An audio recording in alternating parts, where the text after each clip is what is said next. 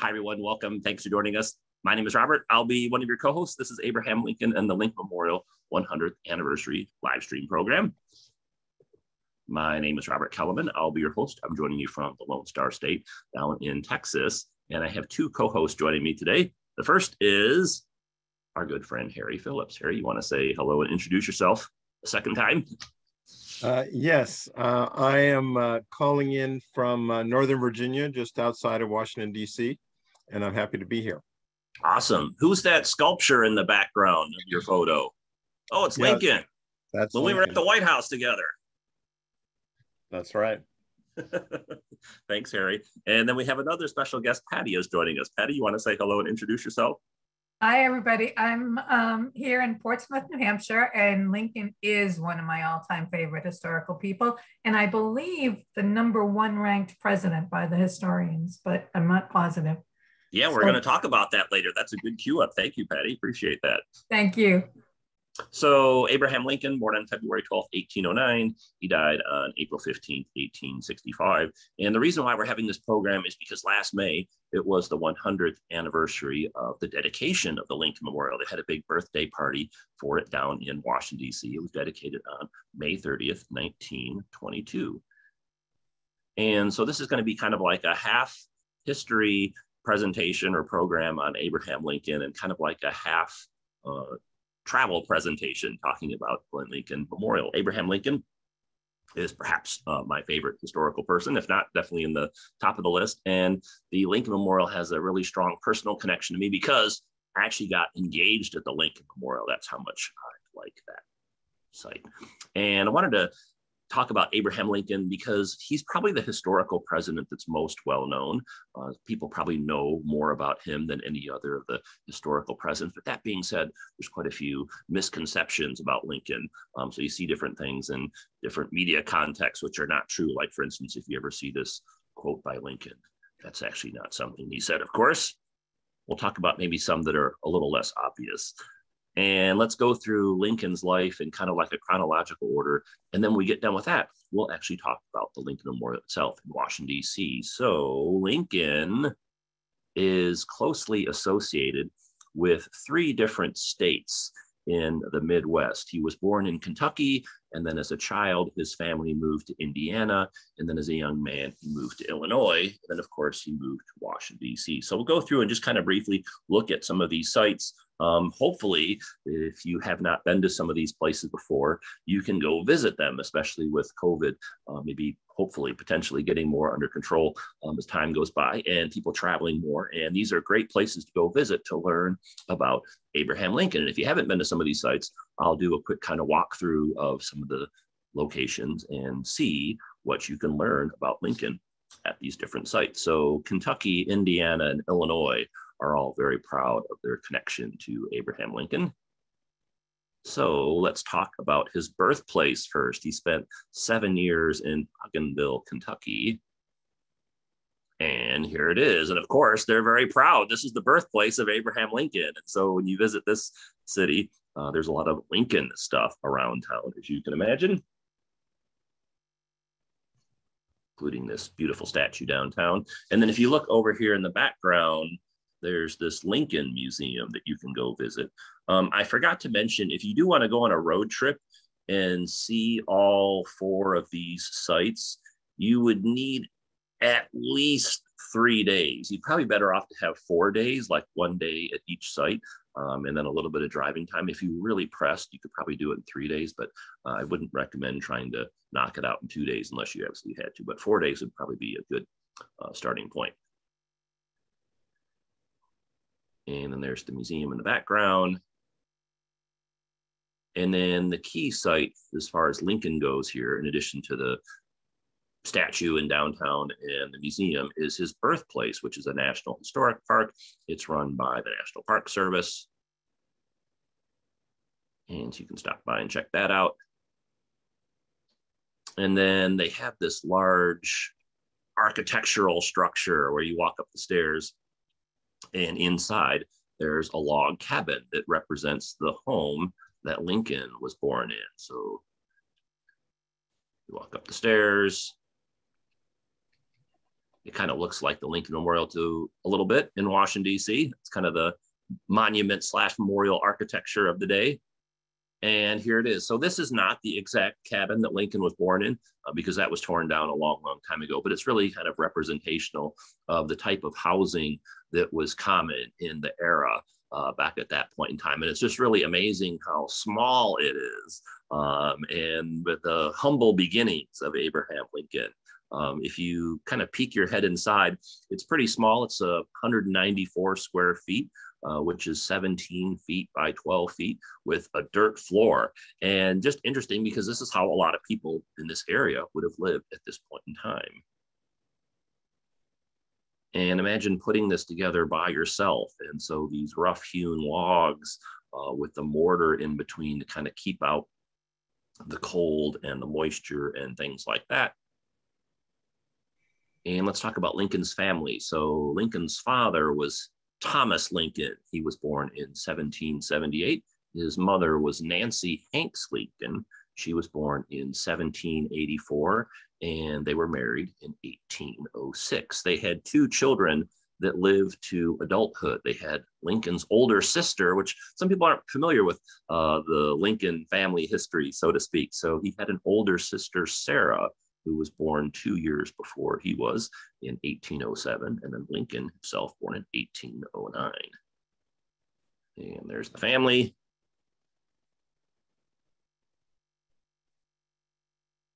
And they have the Lincoln Family Bible. Bibles were often the only book that frontier families owned. This Bible, printed in 1799, belonged to the Lincoln family. A grown-up Abraham Lincoln recorded his own birth and other important dates in the Bible's family pages. Of course, he recorded his own birth date a few years after he was born. He didn't do that right when he, Anyway, so these pages are now kept by the Chicago Historical Society. And then eventually the Lincoln family moved a short distance away from the exact birthplace to a site called Knob Creek Farm. Abraham Lincoln lived on this 228-acre farm, 1811 to 1816. He wrote in 1860, "My earliest recollection is of the Knob Creek place." And then a younger brother was born here as well. And then here's a reproduction of what they think that cabin would have looked like. So again, this is not the same exact cabin. That would have been long gone by the time Lincoln got to the White House. So that was no longer there, but they've reconstructed it. And again, just kind of, it's pretty similar to the other one that's inside the memorial. But pretty interesting. This one, you can actually go inside. And for me, just really fascinating to see how people lived back in this era. Like for instance, okay, so here's the heating and cooking source, this large fireplace. And interestingly enough, a lot of women during this era, the 2 main causes of death were giving birth to children, and then also burns from getting caught on fire because their dresses would have sparks or flames come from these cooking fires. And a lot of women died through burns they suffered from cooking and doing things like that. So tough living. There's no windows that have glass, but you have this wooden piece here that you can shut back if there's a storm or something, if it's cold out. Born in a cabin, February 1809. Abraham Lincoln was born in a log cabin similar to the one shown here, and the symbolic cabin housed in the memorial building. That's the stone structure we saw earlier. Step inside this small, sparse one-room home that is typical of pioneer cabins from this period. Imagine the daily life for a family of 4 living within the walls of this small space. So yeah, pretty much no privacy because there's 4 people in this space that's basically like the equivalent of like a studio apartment. The rough-hewn furniture contrasts with a few finer items. The family Bible was always within reach, etc., etc. And then, of course, who remembers Lincoln logs? I had these when I was a kid, and maybe you did too. Harry, did you have Lincoln logs? Patty, did you have Lincoln logs when you guys were kids? Probably. Oh, we definitely did. And the caution was always never to step on one. You could do some pretty bad damage to feet with those things. I think mine might still be in my parents' attic, but we'll have to research that later. And then so the family was living off the land. And I think for some people, maybe, it might be kind of easy to kind of romanticize this log cabin living, but this was a really hard, brutal life. If you didn't survive and basically grow enough food to support yourself, you were really in serious danger, because there weren't the kind of safety nets like they have now as far as like Social Security and welfare and all that stuff. So this was a really, really tough, hard living for people. And even the kids had to be put to work at an early age, because there was always just so much work to do and so many things had to be done. So Lincoln at a very early age and his sister are put to work doing different chores around the household and off the farm. And that's one reason why he has a very limited education. His manpower, so to speak, or his boy power is needed on the household to do all the different tasks that are required. That being said, this is a really beautiful area. Kentucky is a very pretty state, and so worthwhile to go see it in that regard. And so you can kind of imagine the young boy Lincoln looking out the door of his cabin and wondering what his future has in store. And then the family decided to pack up and move to Indiana. Lincoln's father he was kind of restless. And then also too, he had some problems with the title of the land where they were living. And so he packed up, it's kind of a long story, but they packed up and moved to Indiana, hoping for greener pastures, so to speak. And Lincoln ends up living there from the time he's 7 until the time he's 21 when he moves off. And then there's a whole series of historical markers that you can see if you're driving through here. So again, if you have like 3 or 4 days, this is a pretty cool road trip to take and go see some of this stuff. So you can see Lincoln Family Trail, Abraham Lincoln, then a lad of 7 with other members of the Thomas Lincoln family crossed the Ohio River on a log raft ferry near here in 1816. The Lincolns were moving to Indiana. And so here's another historic site you can go to learn about Abraham Lincoln. It's called the Lincoln Boyhood National Memorial. And it's also run by the National Park Service. And this is like the visitor center and the gift shop, and they have education programs here. It's got all these cool carved sculptures in the wall. If we had more time, we'd go through and look at all those. We're kind of trying to keep things moving. So again, here we go, another log cabin. And this was housing that was available to people just because there's so much wood around here. So as long as you had an axe and you could chop some trees down, you could build one of these. And of course, you see the fireplace again. And the accommodations are pretty Spartan. And again, it's the same type of thing. It's pretty much just a one-room cabin with the bed, the fireplace, which they'd use for heating and cooking, and et cetera, et cetera.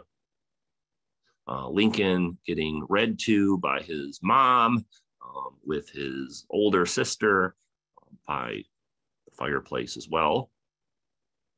And then, of course, Lincoln reading himself a little bit older. So, one of the big things back then, they didn't have artificial light as plentiful as they do now. So, I mean, yeah, they had candles and different types of lamps that they could use, but no electricity or anything like that. So reading in front of the fireplace would be a good idea because you could get a lot of light. And they're not quite sure what Abraham Lincoln's mom looked like because there's no photographs or drawings or anything of her. This is a one artist kind of rendition of perhaps what she would have looked like. Lincoln's father on the right. And there's been a lot of research and debate about Lincoln and his parents. So Thomas Lincoln was a farmer. He also was a carpenter. And his relationship with Abraham Lincoln is really debatable, kind of all over the map in terms of different historians' opinion on whether or not Lincoln got along with his father. That's a really, really debatable and controversial subject. And as I mentioned before, he married his wife, Nancy, June 1806. Nancy Hanks Lincoln, though, her and Abraham Lincoln got along really well. He greatly admired her, and a lot of people feel like much of his personality was similar to her. She died, though, unfortunately, at the age of 34 when Abraham Lincoln was only 9. Not quite sure exactly how she died. The most common theory is that she died of a disease called milk sickness. That's where you drink the milk from a cow that's been infected by eating these plants that are bad for it. And here is the gravesite of Mrs. Lincoln. Here's a quote that's been attributed to Lincoln, although some people doubt whether or not he actually said this either. But it's a nice quote. It says, "All that I am or ever shall hope to be, I owe to my loving angel mother. God bless her." So that's a nice quote. Some people, though, doubt the authenticity of that, but some other people say, no, he did say that, or something at least very similar to it. And then before Nancy Lincoln, Abraham Lincoln's mother, passed away, they had a third child, Thomas Jr., but unfortunately he died at childbirth. So it would be really interesting to think, gee, what would have happened if he would have survived? What kind of life would he have led? And then Lincoln's sister, Sarah, she also died at a young age. She died at the age of 21 during childbirth after she got married. So you can see the mortality rate of people at this point in time is much higher than it is today. And then this is a quote from the National Park Service that's at the National Park Service site. It says, quote, "Sarah," that's Abraham Lincoln's older sister, "was an important person in Abraham Lincoln's life. She had probably helped him learn his letters and numbers. When their mother died, they helped each other through the grief. Their relationship was characterized by deep affection. As a neighbor said, they were close companions and were a great deal alike in temperament. Sarah's kind and loving care of him may have had much to do with Abraham's development of these same traits." And so, like I said, I think some people maybe aren't as familiar with this kind of part of the Lincoln story and all these kind of different nuances. So when Thomas Lincoln, Abraham Lincoln's father, when his wife died, he was really kind of in a bind, because how was he going to work on the farm and manage things with the two kids by himself? So it was really common for people in years gone by, like 1700s, 1800s, etc., if they had kids, to want to hurry up and remarry right away, because they really needed a partner, so to speak. And so Thomas Lincoln ends up marrying Sarah Bush on December 2nd, 1819. So pretty much like about a little bit more than a year after his first wife died. And Abraham Lincoln got along with her really well. He really liked Sarah Bush. She lived a long age. She actually lived longer than Abraham Lincoln into 1869. And this is a photo of her many, many years later. That's why, of course, the age difference. These photos were taken at two vastly different times. And of course, Lincoln is the bookworm who's always reading when he's not doing his chores around the house or around the farm. And he becomes known as the rail splitter. These are two kind of iconic images of Lincoln that were done in the mid-1900s. And we're going to talk about Abraham Lincoln's adult life just a minute before we do. Harry or Patty, anything you want to add about Abraham Lincoln and his childhood that we want to elaborate on, or anything to discuss up to this point? I was just thinking, it is, like when he ran for president, they made a big deal about his humble origins, right? Like he was like one of the people. And it's interesting to see how that idea, politicians take that idea to try to craft their own image in our times, right? Like, people want to be recognized as like a regular guy or a regular person, right? And that idea still holds up. Oh yeah, no, very true. What about Patty? Anything to add about Abraham Lincoln and his childhood? One of our viewers did confirm through Ancestry.com that that Tom Hanks, the actor, is a descendant of Nancy Hanks' bloodlines. Wow, that's interesting. Okay. Yeah, I always wondered that. God, I'm going to go to Ancestry when we get done here. Maybe I'm related to Abraham Lincoln. I don't have that name in my family tree, but you never know. Okay, well, thank you. All right, well, let's continue on. Let's see. Okay, so here's an interesting question. Why were Abraham Lincoln's views on slavery more progressive than those of many other Northerners? How did Lincoln all of a sudden, for a lot of people in the North, in the years leading up to the Civil War, they really didn't care about slavery, or they were very indifferent about it. And Lincoln, particularly as he got closer to assuming the presidency, was very passionate about this topic. So why was that? Well, one of the things that impacted him was he went on a couple of trips down south. And so this is a famous oil painting by George Caleb Bingham. It's the Missouri Boatman. And so what they used to do back in the day, in the 1800s, is they would load up these boats with goods and they'd sail them down the Mississippi River, or not really sail them, and more kind of like steer them down the Mississippi River. And so here's another kind of farther away view. So they'd build these boats and load it up with stuff, and they would ship them from places like Illinois and Missouri down the Mississippi River all the way to New Orleans. And Lincoln ends up being a crew member on two of these different ships, or two of these different boat trips. So if you can imagine him departing Illinois, going down the Missouri River. And this must have been an incredible journey in an era before photography and before television and the internet, going off to this faraway place of New Orleans.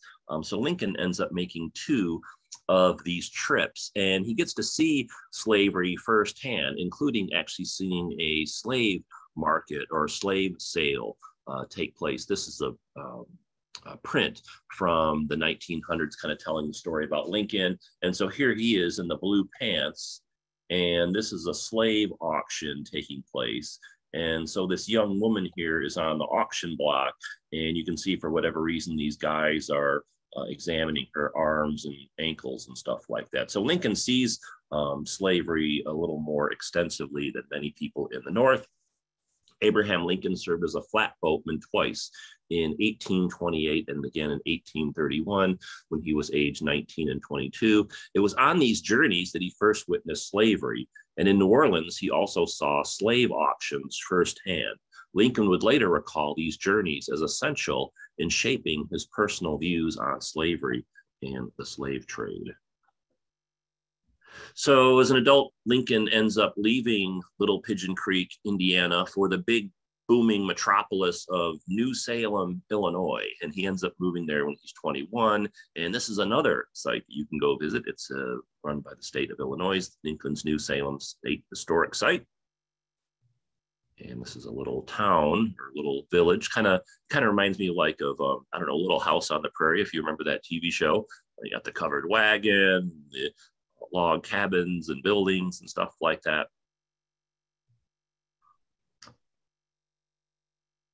And then Lincoln was running a store while he was living here. And all these sites that we've seen so far, they always have a lot of really cool historical programs. So if you are going to be visiting, you might want to check in ahead of time and see what's going on, because they oftentimes have historical reenactors or special programs or things like that. This guy's giving a demonstration of how they would use oxen to plow the fields and do work and stuff like that. And then here's the store where Lincoln was working in. The first store, the Barry Lincoln store. First Barry Lincoln store. James and Rowan Herndon had arrived in New Salem by the spring of 1831. They built the store and opened it that fall. In the summer of 1832, James sold his interest in the store to William Barry. Rowan became dissatisfied with Barry and later that same year sold his interest to Lincoln for his promissory note.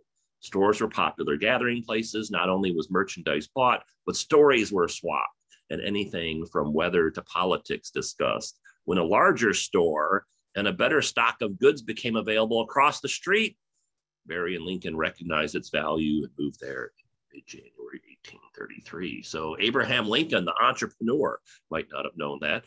He also served as the postmaster. At this point in time, it was common for people that had stores to be like the part-time postmaster. And so that's what he would do. The mail would come in, they'd put it in these slots, and then you'd show up and give them your name and they'd give you your mail.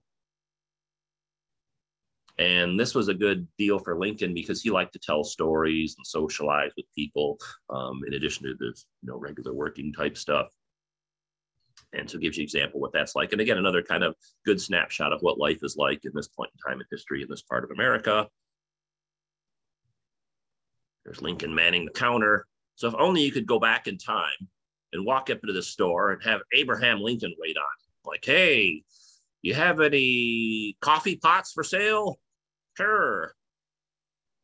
And here he is interacting with one of the customers. And it's around this time that Lincoln meets Anne Rutledge. And not a lot is known about her and about, in particular, her relationship with Lincoln. But some people think that she was Abraham Lincoln's first love. But unfortunately, she died in 1835. So their relationship, whatever it was, didn't progress too far. But people believe that Lincoln had strong feelings for her, but not quite sure the extent of the relationship, even though people have researched the heck out of it. And then another thing that's amazing about Lincoln, when you consider that he was the commander-in-chief of the Union military during the Civil War, and he really didn't have a lot of military experience. This is the extent of his military endeavors. Abraham Lincoln, age 23, served as a volunteer in the Illinois militia, April 21st, 1832 to July 10th, 1832. So just a few weeks. During the Black Hawk War, Lincoln never saw combat during his tour, but was elected captain of his first company. He was also present in the aftermath of two of the war's battles, where he helped to bury the militia dead. He would later talk about how moving of experience that was for him. Lincoln's service had a lasting impression on him, and he related tales about it later in life with modesty and a bit of humor. So there you go. That's the extent of Abraham Lincoln's military experience. He was in the Illinois militia from late April to early July of 1832, never saw any combat, but helped bury some dead soldiers. Lincoln was a surveyor. And these are different sculptures of him from the sites. And then he ends up moving to Springfield, Illinois, when he was 28 years old. And it's there which really kind of launches his career. So he ends up becoming an attorney.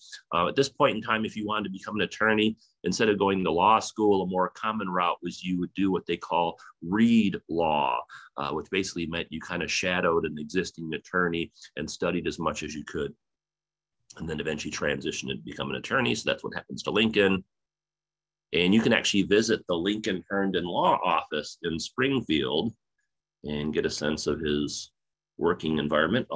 Numerous presidents over the course of history of the United States have previously been attorneys, including Lincoln. And it's around this time that he meets a young Mary Todd. So let's talk about her briefly.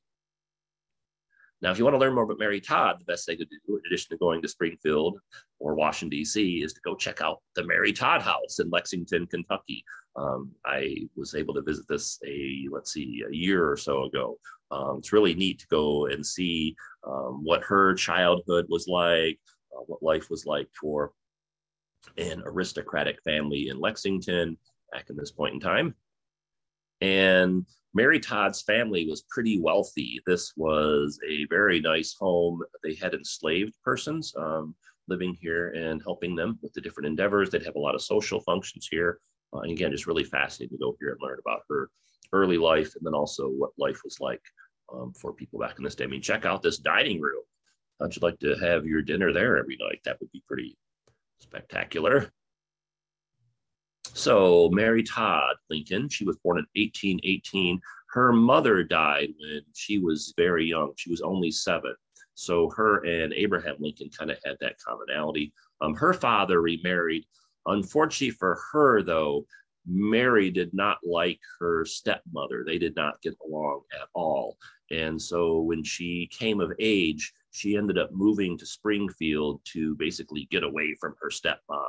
And so she moved to Springfield because her sister was living there. And so, I mean, imagine how different history would have been if her mom hadn't died, if her dad didn't remarry, if she didn't get along with the stepmom, she doesn't move to Springfield, et cetera, et cetera. She ends up meeting Lincoln shortly after she moved to Springfield in 1840, and they were married in 1842. And here's what the National Park Service says about Mary Todd. Their backgrounds could not have been more different.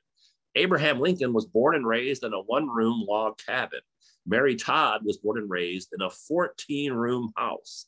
Abraham received less than 1 year of formal schooling. Mary received education throughout her childhood, which that would have been unusual for people of that era, particularly for girls. Despite these opposite backgrounds, they met one night at a dance in Springfield, Illinois. I know some people think they met on Tinder, but that's not true. They met at a dance in Springfield, and Abraham approached Mary and asked her to dance. Wow, how would you like to go back in a time machine and see Abraham Lincoln walking up to Mary and asking her to dance? That would be pretty interesting. And then this is funny. This is at the Lincoln Museum in Springfield. And hey, what was dating like back in the 1800s? Did you go, drive over to the girl's house and pick her up and take her to dinner and the movies? Well, no, they didn't have that. So what they would do in this kind of instance is he would go over to, remember, Mary's living with her sister and her sister's husband. And so Lincoln would go over there and they would basically just kind of sit on this couch. And so they call this the courting couch. And so Mary would sit at one end and Lincoln would sit at the other end. And they'd pretty much just sit there and talk all night. So this was kind of like the early form of dating for Abraham and Mary, if you're kind of wondering what courting practices were back in the 1800s. And then they ended up getting married on November 4th, 1842. Abraham Lincoln was 33. Mary Todd was 23. It was a pretty small wedding. This is before wedding photography, so there's no pictures of it. And there were 30 guests. They were mostly family and friends. And they didn't go on a honeymoon. They didn't have Las Vegas and stuff back then. But what they did do after the wedding is they basically just went to the Globe Tavern where they were going to be living from now on for the next year. And their room was 8 feet by 14 feet. So kind of like the size of a tiny studio apartment. And the funny thing is Abraham Lincoln said it was the nicest place he had ever lived in. Mary, though, said it was the worst place she had ever lived. So there you have it. And then if you're in Springfield, you can go to the Abraham Lincoln home. He lived here from 1844 to 1861. This is kind of like the key, one of the key historic sites to learn about Lincoln. This was a home that he bought when his law career started really taking off. He was starting to bring in a good amount of money. He bought this home. Initially, he buys it. It looks like this. And then over time, as he gets more money, he ends up expanding the home. This is what it looks like in more recent times. I actually just took this picture last September, I think. And so again, this is what it looks like when he first bought it. This is what it looks like in more recent times. And the addition is because his law practice was doing very well financially. And so this is a really cool site to see because not only do they have the house available, which is run by the National Park Service, and you can go inside and learn all about Abraham Lincoln and see how he lived before he was president, but they have this whole area is a historic park. So you can kind of walk down the streets and kind of imagine Mary and Abraham passing through here and going on walks and talking to their neighbors and stuff. So it's more than just the one house, it's this whole neighborhood. But when you do go on the house, it's really fascinating to see how they live. Notice the furnishings. You can see he was doing really, really well financially because of his law practice. He was a really good attorney. He was very successful. He had a lot of clients. Won a lot of cases, et cetera, et cetera. So here's the parlor. Notice the fireplace, quite a bit fancier than the log cabins. And really amazing if you kind of do this all in one trip, or if you could remember back to the life he had in the log cabins, how different things were. And then the bedroom upstairs, check out that cool wallpaper. And so quite a transition from the log cabin to the home he was living in before he became president.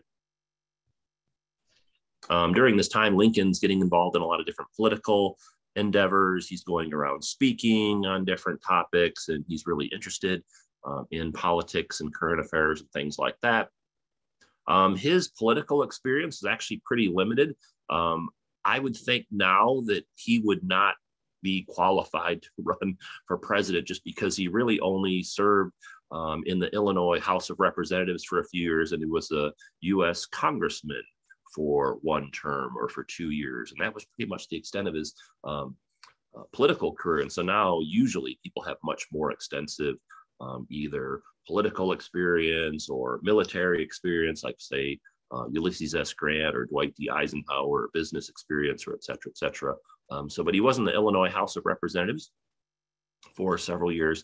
And then he did serve one term in Congress. He actually went to Washington, D.C., and lived there for 2 years. The practice of the day, though, in Illinois was that people would only serve one term, and then they would kind of turn things over to someone else. And this is the earliest known photo of Lincoln. It was actually taken around the time he was going off to Washington, D.C. in 1847.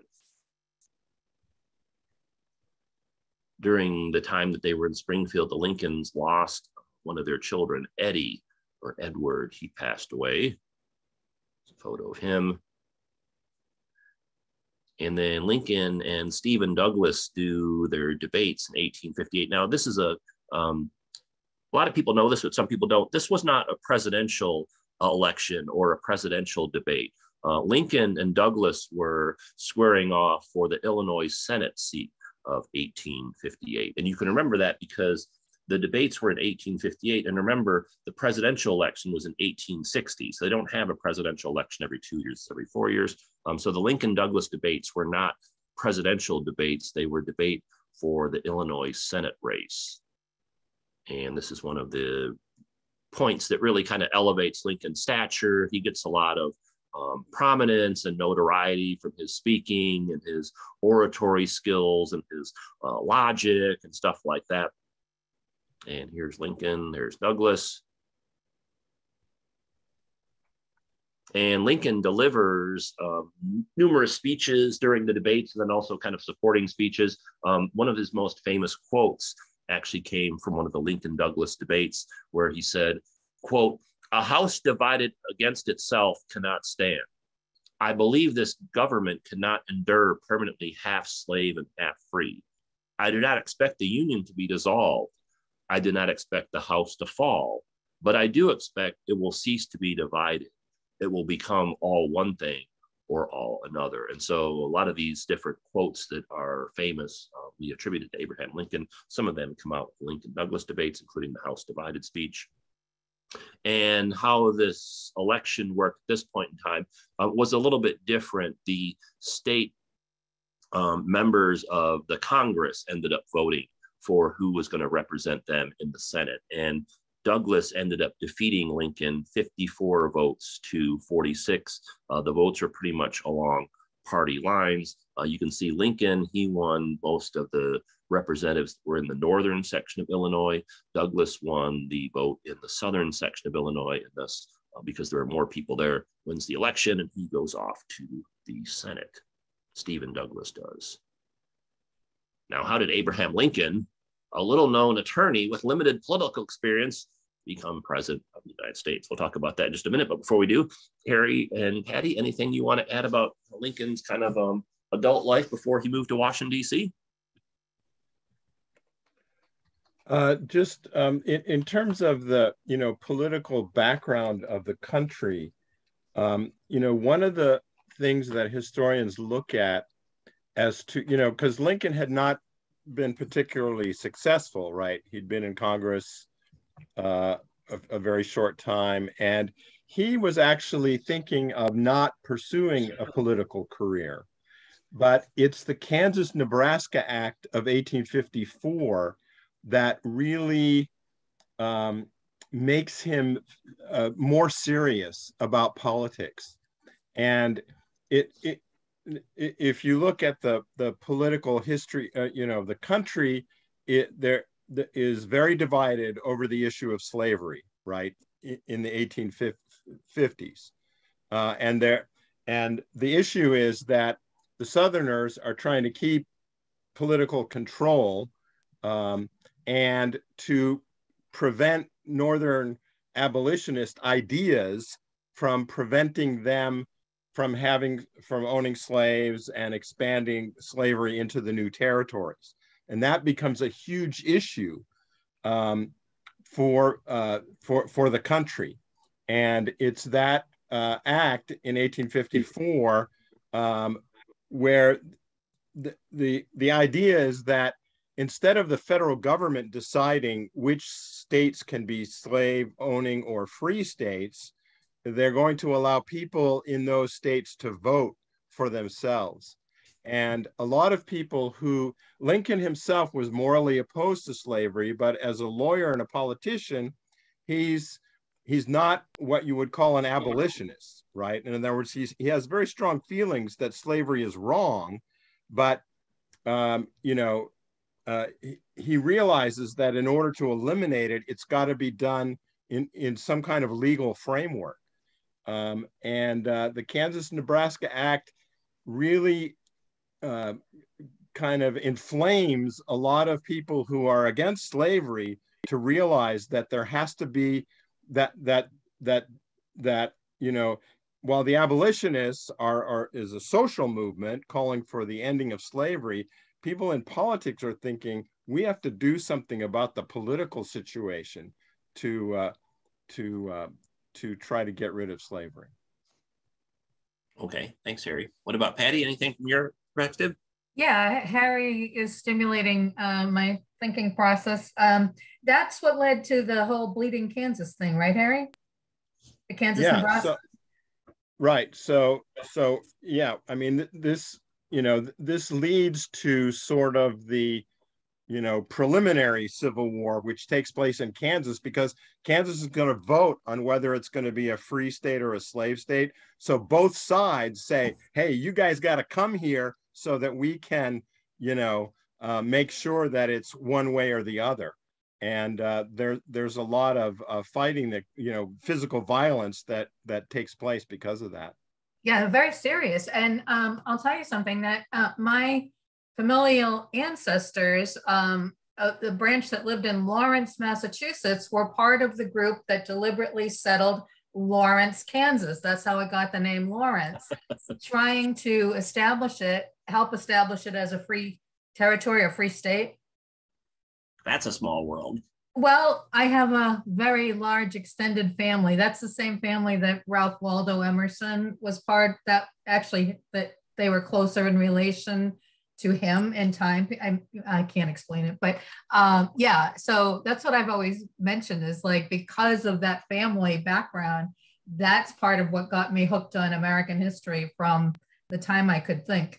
So it was just constant under discussion. So it's always fascinated me. Thank you.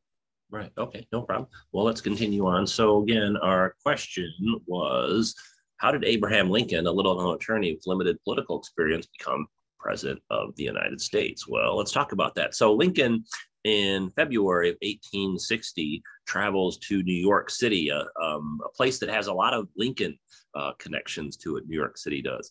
And Lincoln ends up delivering a speech at a place called Cooper Union in New York City. And this was a speech that was attended by a lot of kind of political bigwigs and important people and influencers in the media and stuff like that. And Lincoln's speech was really well received, and he kind of laid out his philosophy and his ideas and stuff like that. And then the speech was later printed, and copies were distributed. And then the people that heard the speech went around, and kind of one of those things where they told people about it. It kind of went viral, so to speak, in kind of an 1860 kind of context. So the Cooper Union speech in New York plays a pivotal role in really raising Lincoln's stature. And then another thing that happens is, while he's in New York, he ends up posing for the photographer Matthew Brady, who would become famous during the Civil War. But he ends up, Brady, in addition to being a famous Civil War photographer, he took portraits of a lot of important and prominent people. He basically ran a photo studio. And so Lincoln posed for him on the trip to Cooper Union. And this is the photo that Brady took. And because the speech at Cooper Union was so well received, it received a lot of media attention. And there were different publications back at that point in time that were kind of like the Time magazine of the day. One of them was called Frank Leslie's Illustrated Newspaper. Another one was called Harper's Weekly. And so these were publications that were read all over the United States. And so Lincoln ends up making the cover of Harper's Weekly because of his Cooper Union speech. And they ended up using the Matthew Brady photo. And Lincoln would later say that he felt like he became president because of the Cooper Union speech and because of the Matthew Brady photo that followed it. In fact, here was an article they had, the Smithsonian Magazine a few years ago, how one Matthew Brady photograph may have helped elect Abraham Lincoln. When Lincoln was denigrated as little more than a country bumpkin, Brady's photograph of a beardless Lincoln in a smart suit, his collar showing high so as to hide his long neck, helped give him a sophisticated, or you could say perhaps a presidential look that matched his timeless words. Publications from Frank Leslie's Weekly to Harper's Weekly, again, that was kind of like the Time magazine or the Newsweek of the day, made a full-page woodcut of the Brady portrait to illustrate Lincoln. When it also became the cover of the published Cooper Union speech, which was widely distributed, it had an impact as well. Lincoln himself said, quote, "That Matthew Brady portrait and the Cooper Union speech made me president." So to go back to how did Abraham Lincoln become president, he himself attributed the photo and the speech. So New York City plays a really pivotal role in the history of Abraham Lincoln's life. And then this is the election of 1860, one of the more contentious elections in the history of the United States. There were actually 4 candidates. Lincoln was running as a Republican, Breckinridge was running as a Southern Democrat, Bell running as a Constitutional Union candidate, and Douglas as a Northern Democrat. And you can see here is the popular vote.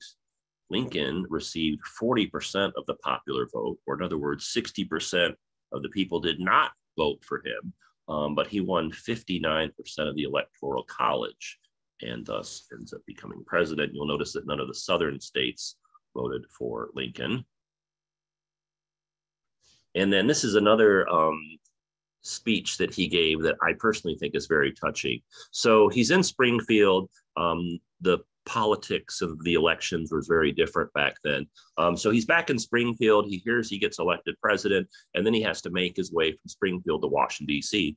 to take over. And on his departure from Springfield, a crowd gathered at the train station when he's going off to Washington, D.C. To kind of wish him farewell. And he stops to give a short speech. And this is a very touching speech. It's kind of a little bit long, but I'll read it for you. "My friends, no one not in my situation can appreciate my feelings of sadness at this party. To this place," meaning Springfield, Illinois, "and the kindness of these people, I owe everything. Here I have lived for a quarter of a century and have passed from a young to an old man. Here my children have been born and one is buried. I now leave, not knowing when or whether ever I may return, with a task before me greater than that which rested upon Washington.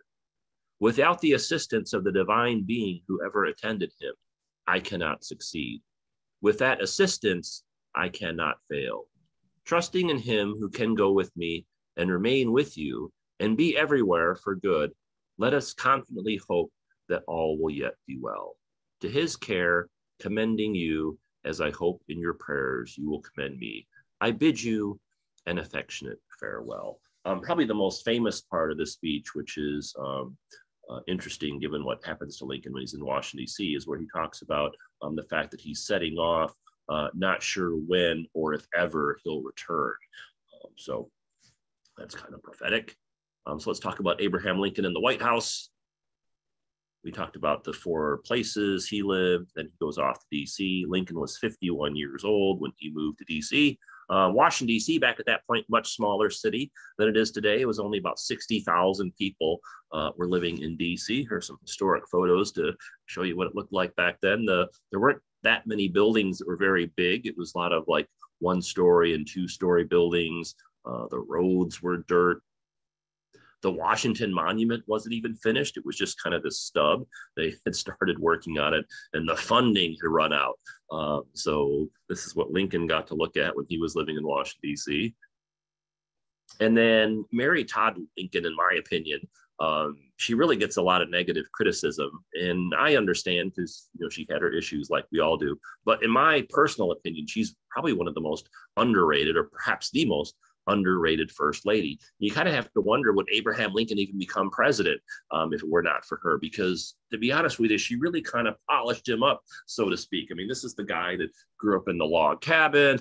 And and she came from this kind of more sophisticated background. So she kind of polishes him up. And if you go through history, there's a lot of presidents that would have never made it to the White House if not for their wife. And I think you could include Abraham Lincoln potentially in that category as well. So Mary Todd Lincoln.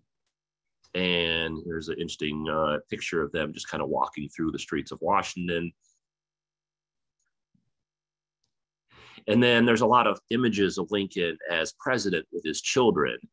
You can kind of date them by the number of children that are in the image. Reason being is because one of the Lincoln's children died while they were living in the White House. So this would be an earlier photo because it has 3 children. But their son, Willie, unfortunately died in 1862. So even before Mary Lincoln lost her husband, who was murdered alongside of her at Ford's Theater, she had already lost her mom and 2 of her 4 children, including Willie, who died while they were living at the White House. And so then when you see images like this, you can tell this is in later in the administration because there's only the 2 children pictured. This is one of my favorite photos of Lincoln. This is with his son reading. It's been reproduced in numerous different versions. And then Lincoln, when he died, they discovered a lot of toys at the White House. And so he liked to go to this toy store that was just a few blocks from the White House. I think it's was over on New York Avenue. And so he'd buy these toys, and I guess he was stashing them away, but then he didn't give a chance to give them all to he did give his sons a lot of gifts and toys and stuff. And he also gave his wife a lot of gifts, but there were all these toys that were stashed at the White House. And they theorized that he bought them thinking that he would eventually give them to his son, but he didn't have the opportunity because he was killed. And then as Patty mentioned, a great cue, Lincoln is really, by most historians, considered our best president. And why is that? Well, for one thing, he was the commander-in-chief during the Civil War, the American Civil War. He led the enslaved people to freedom. He preserved the Union after it split with the Confederacy. And then also, too, in my opinion, he's really highly regarded because his personality, honest Abe, he was very smart, compassionate, humble, funny, etc., etc. Of course, the Civil War is going on when Lincoln is in office. The slavery issue is paramount. And Lincoln issues the Emancipation Proclamation, one of the high points of his administration. This was controversial within his administration. There were many people that were opposed to this, but Lincoln had the vision that, yeah, this is the right thing to do. And so there was kind of a lot of debate back and forth, the pros and cons of doing the Emancipation Proclamation, but he proceeded with it. And so one of his more noteworthy accomplishments. And he also made the large decision, or significant decision, to let African-American troops participate in the Union military. For instance, on the Army side, I think 10% of the troops that fought in the Union Army were African-American. So this decision, which also was very controversial in some quarters of his team, was very monumental as well, eventually leading to the success of the Civil War. Lincoln picked Andrew Johnson as his running. He switched running mates. It's kind of a long story, but Lincoln dropped his first VP. And then in 1864, when he was running for re-election, he went with Andrew Johnson, who was from the South, to kind of help unify the country. Seemed like a good idea on paper, although later on, Johnson is really highly regarded by most historians to be one of our worst presidents. Particularly his handling of the Reconstruction. So perhaps this is one decision that maybe Lincoln would do over again if he could, but of course he can. And the election of 1864, Lincoln actually, do you know who was running against? It was George McClellan, who was formerly head of the Union Army.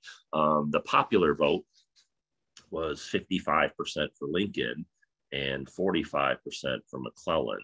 The southern states, of course, weren't participating. So pretty close. You got to think that in the first election of 1860, 60% of the people did not vote for Lincoln. And in his reelection, 45% did not vote for him. But the Electoral College was not close at all. Lincoln won 91% of the votes. And then let's talk about Lincoln's legacy. In particular, it relates to the White House influence. And what do we mean by that? This is one of the more famous portraits of Lincoln. And Harry and I were fortunate enough pre-COVID to go to the White House and attend an event there. And so you see a lot of Lincoln influence in the White House. So this is one of the dining rooms. You can see the Lincoln portrait over the fireplace. And then this is a famous portrait of Lincoln and his top military men during the Civil War. And so kind of want to talk about the impact that Lincoln has had on his successors. Basically, in my opinion, every president since Lincoln has been trying to kind of live up to that standard, so to speak. And so what I mean by that, well, here's a few examples. So you, like I said, when you go to the White House, you prominently see Lincoln's image or kind of remembrances of Lincoln throughout the White House. This is George Bush Sr.'s official White House portrait. And notice he's standing in front of that portrait of Lincoln that we saw earlier. And so George Bush Sr., his official White House portrait, he wanted to be standing in front of the Lincoln portrait. So he was influenced by Lincoln. And then here is that portrait again.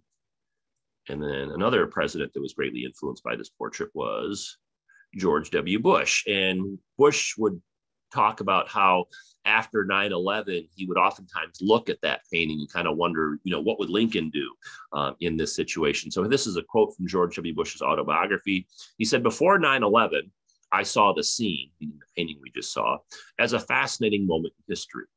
After the attack, it took a deeper meaning. The painting reminded me of Lincoln's clarity of purpose. He waged war for a necessary and noble cause." And so you really, have to wonder the impact that Lincoln has had on all of his successors. One of the most famous rooms or most well-known rooms in the White House is the Lincoln bedroom. And so Lincoln's kind of enduring legacy on all the presidents that have followed really kind of set the bar, so to speak. And so think of where we would be as a country if we didn't have that example for all of our future presidents to live up to. And then, of course, the Civil War eventually is victorious for the Union. Lee surrenders to Grant. And if you go to Washington, D.C., this is not as well-known a memorial as the Lincoln Memorial, but across the National Mall from it, in front of the Capitol, is the Ulysses S. Grant Memorial, which is one of my favorites. And so there's the Capitol in the background, and in the foreground, just past the water, is the beautiful Ulysses S. Grant Memorial. There's an image of that, Grant on horseback. And so if you are coming to Washington, D.C., you want to make sure you visit this as well.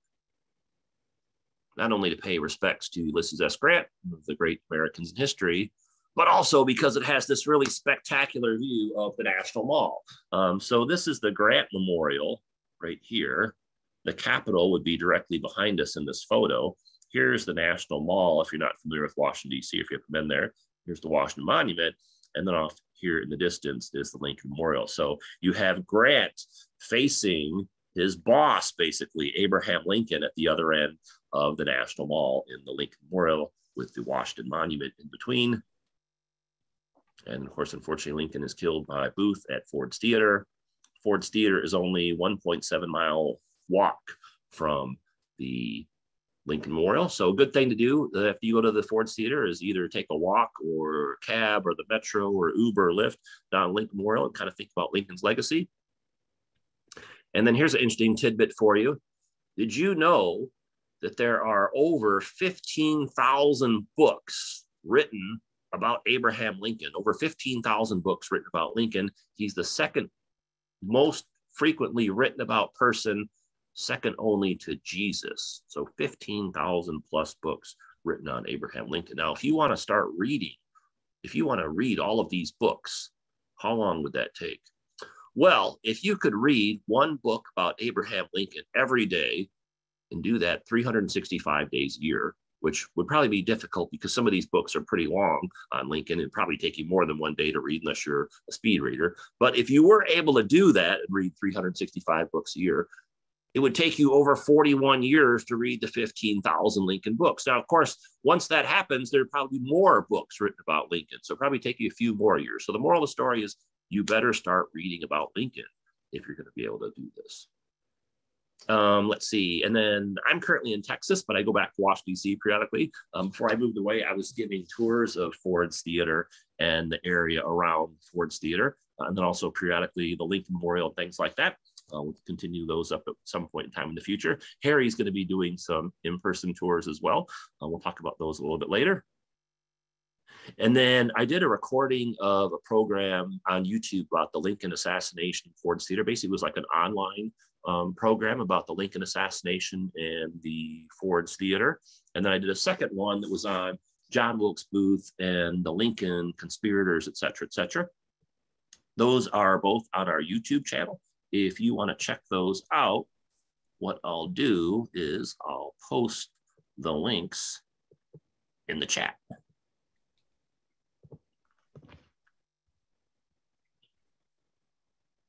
Okay, I posted those, or you can just look up our YouTube channel, which is Washington, D.C. History and Culture.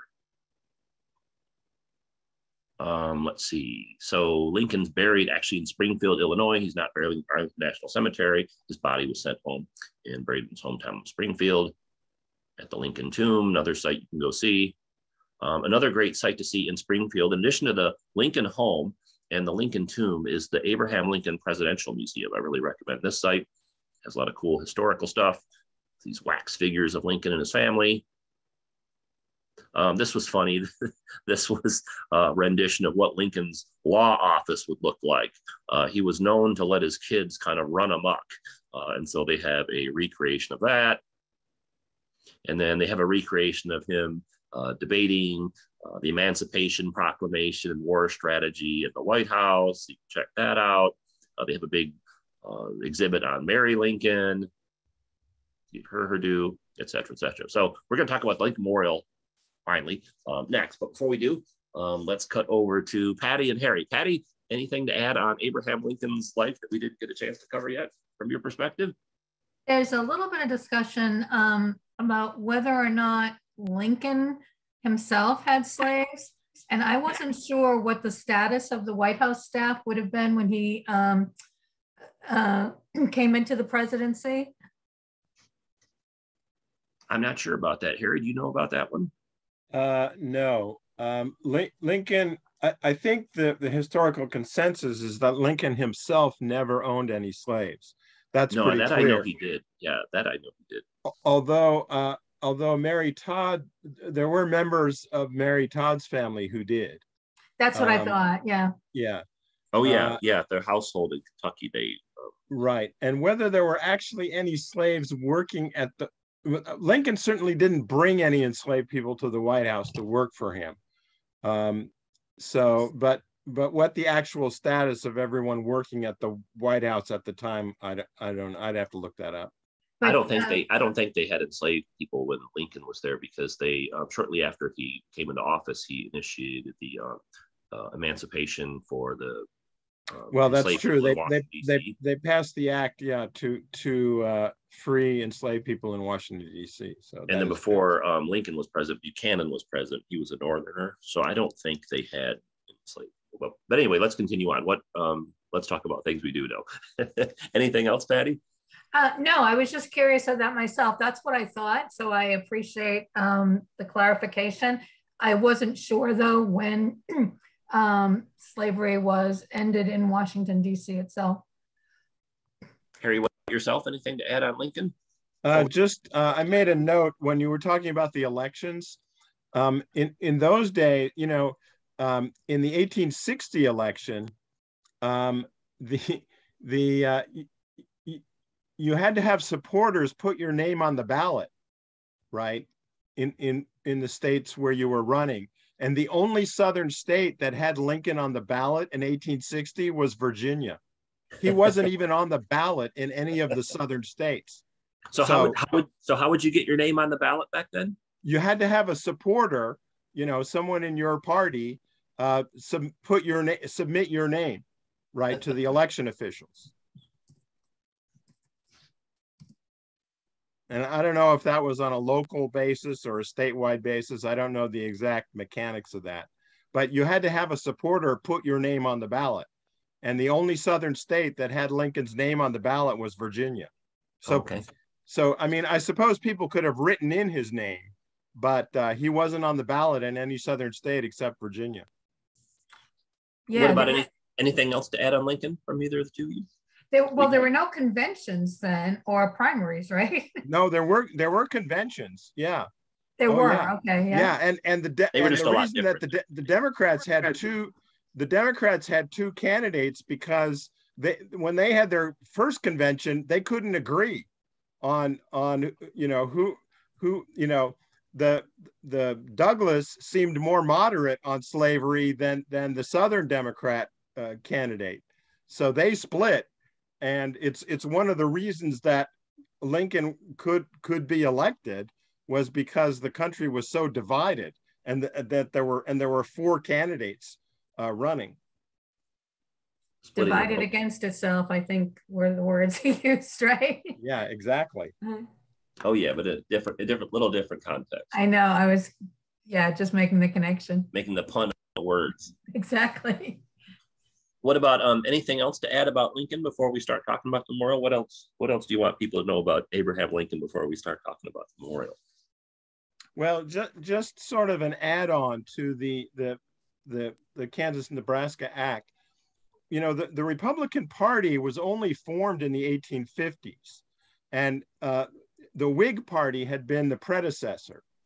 And the big issue, and this is in part because of the Kansas-Nebraska Act, was not in total opposition to slavery, but what they felt was that what Republicans wanted to do was to prevent slavery from expanding into the new states.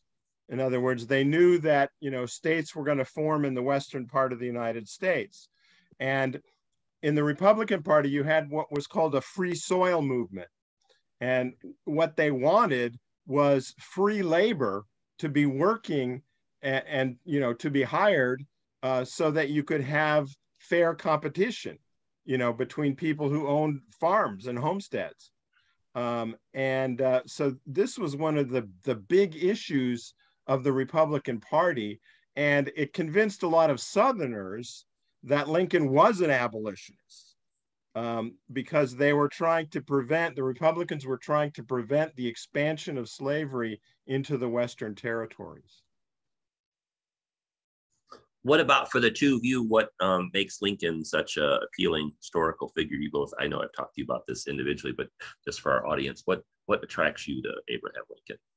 Well, for me, just that the magnitude of the whole idea of keeping the great American experiment going for as long as it has, that was a real crux point because it could have all fallen apart then. And again, the idea that this was a problem that had been kicked down the road from the earliest discussions. So he really took on a lot when you realize how many ways this had been postponed and avoided and ducked and dodged. So kind of falls in his lap. He doesn't really have a choice. But then again, if you think of leaders we've known more recently, not having a choice doesn't mean they do what's necessary. You can always choose not to act, even when it's incumbent upon you to act. And I just always found so much that he spoke about and wrote just really deeply thought. And I really admire people who really not only think very deeply, but are also willing to challenge themselves on their own thought. That's not necessarily a common quality, I don't think. Do you, Harry? So yeah, so my thinking is along your lines. You know, if you take the big picture of American history, there are maybe 3 huge crisis points in American history, right? At the beginning, whether the country will actually be formed or not, at the Civil War, when we're killing each other, and in the Great Depression and World War II, you know, when there's a huge crisis. And, you know, Lincoln is in the middle one. And the fact that he came from such a humble background, and, you know, is essentially a self-educated person, right? And recognizes that, you know, and there's still all kinds of debates as to whether secession was legal or not, you know, has this strong feeling that the country has to be held together. You know, it's truly remarkable. Yeah, he faces such difficult circumstances that he inherits or finds himself in. So looking at the big picture in American history, it's almost you know, almost unimaginable. Right. You know, that he, you know, had such a strong sense of what should be done. Yeah, I really see it just about exactly that way. It just really is remarkable. If we had had a different leader at not only that time, but that is the middle, the crux point. But yeah, at each of those 3 times, we had a remarkable person with remarkable leadership qualities step forward. And we just recently did a week-long series on John Adams, which was great. But one of the things that kept coming throughout that was this realization that, you know, starting a new country was not this unanimous gung-ho enthusiastic thing. There were a lot of people coming down on all sides of this, and slavery was one of the things that created the many sides, among other factors. So yeah, I mean, each of those times it required really extraordinary leadership abilities. Okay, anything else before we move on?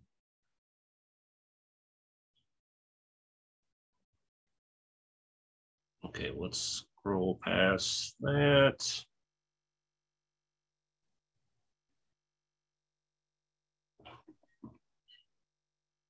Okay, so this is what we were talking about before. So the context of the Lincoln Memorial. So historians typically rate Abraham Lincoln our best president. One of the things that's really neat, if you haven't seen this before, I talk about this in some of other programs, C-SPAN 4 different times has surveyed a large group of historians to ask them, who do they think is the best president? And all the presidents are ranked from high to low. And so they did the survey in 2000, and this is not just, you know, 5 or 10 people. They're surveying dozens and dozens of historians to get kind of a consensus. So they surveyed the historians in 2000, 2009, 2017, and then again last year. And you can see all 4 times Lincoln was the #1 vote getter. Now, there's been a little bit of movement in some of these other positions, but interesting that he's always been in the top spot. And then why does he, oh, then this is the list going further down.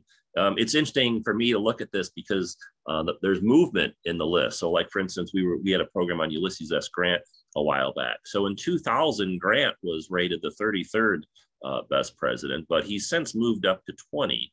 And then on the other end of the spectrum, Andrew Jackson, who used to be a lot more highly regarded than he is now, was higher rated back then. So really just kind of fascinating. And then as far as the Lincoln, kind of how did they get to this score?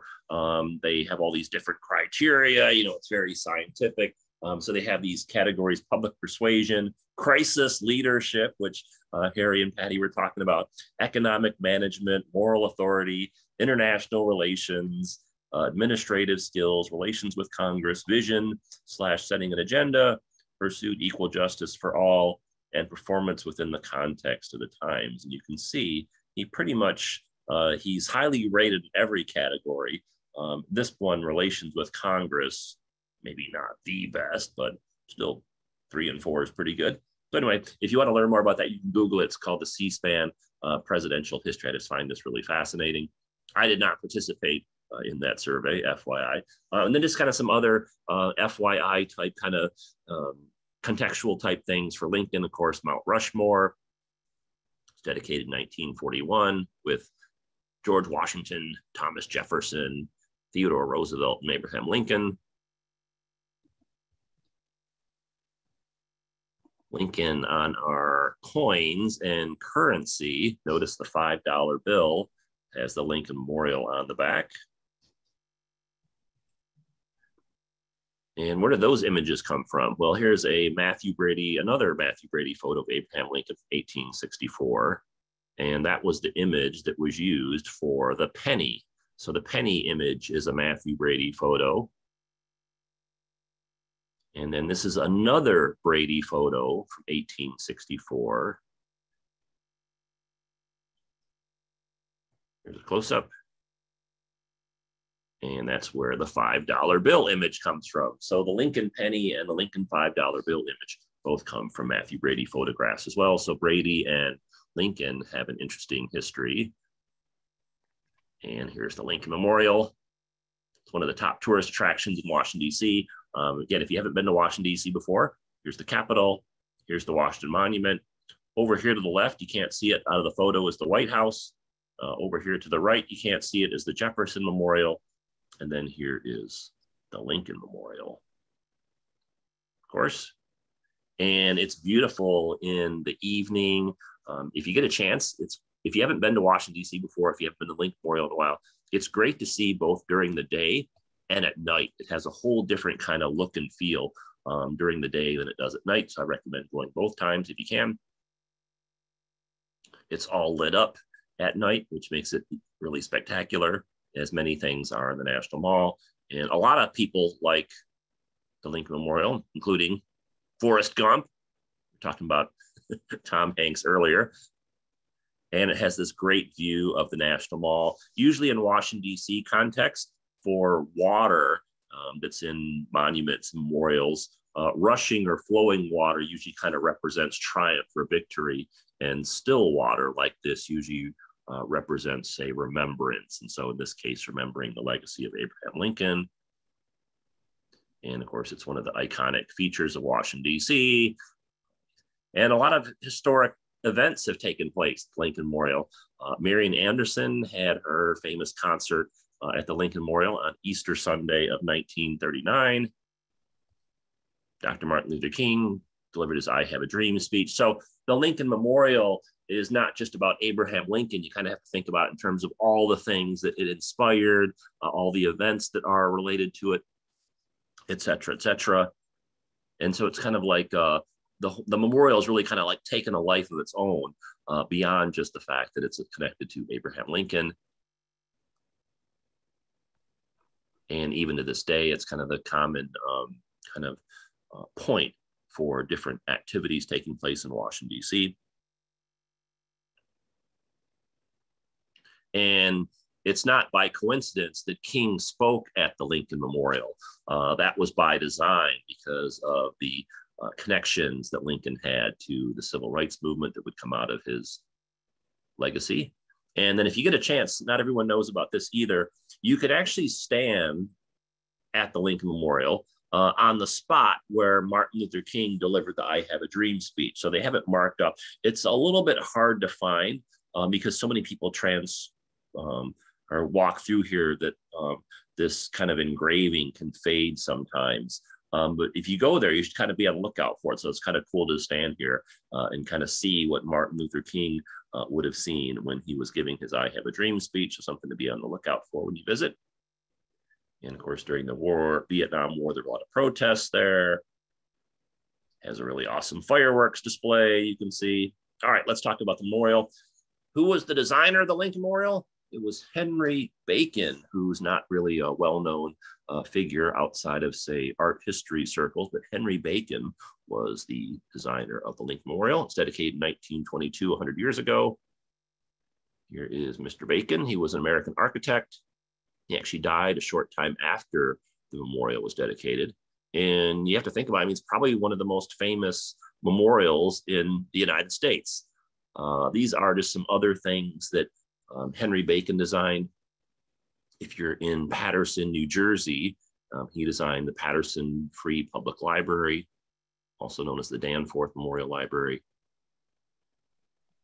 Kind of looks a little bit Lincoln Memorial-esque, maybe. He also designed the Union Square Bank building. The Lincoln Memorial was really the high point of his career, partially just because he died a couple years after it was dedicated. His other designs kind of have that neoclassical style to them, but they were kind of much more, say, functional in purpose. Library, a bank, stuff like that. And then here's a trivia question for you. What connection does Halle Berry have to Lincoln Memorial? Well, the guy that designed the Lincoln Memorial, Henry Bacon, he also designed the Holley Brothers flagship department store in Cleveland, Ohio. And it's that department store that Halle Berry's named after. So there you go.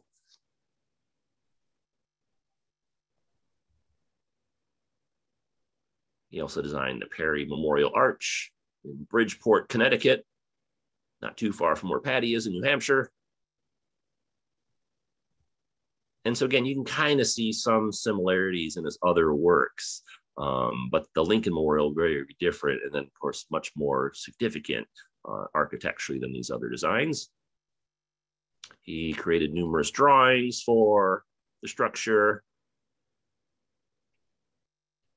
And Mr. Henry Bacon, again, not a very well-known name. I would imagine if you walked up to 100 people in Washington, D.C., either residents or tourists, and asked them who designed the Lincoln Memorial, that 99% of them would say, I have no idea, which is okay. Yeah, that happens. This is a view of the Lincoln Memorial looking from the Washington Monument. So here's another travel tip for you. If you go to DC, or if you're living there and you haven't done this already, make sure you go up to the top of the Washington Monument because it has a really spectacular view of DC. So this is looking west, and here's the World War II Memorial, and here's the Lincoln Memorial, and here's Northern Virginia, the Potomac River, got the Kennedy Center over here, et cetera, et cetera. So going up to the top of the Washington Monument, really recommend doing that. This is what the site looked like when the Lincoln Memorial was being built. Washington, D.C. wasn't as developed back then as it is now. So it was going to be built over here. So you can see it looks very different back then than it does now. This is when they were laying the cornerstone. They're putting it in place. And then this is it under construction. These are kind of interesting photos to see how they developed it. Notice the drop off from this point here to the ground. They had to build that up architecturally. And here it is taking shape. Big construction project.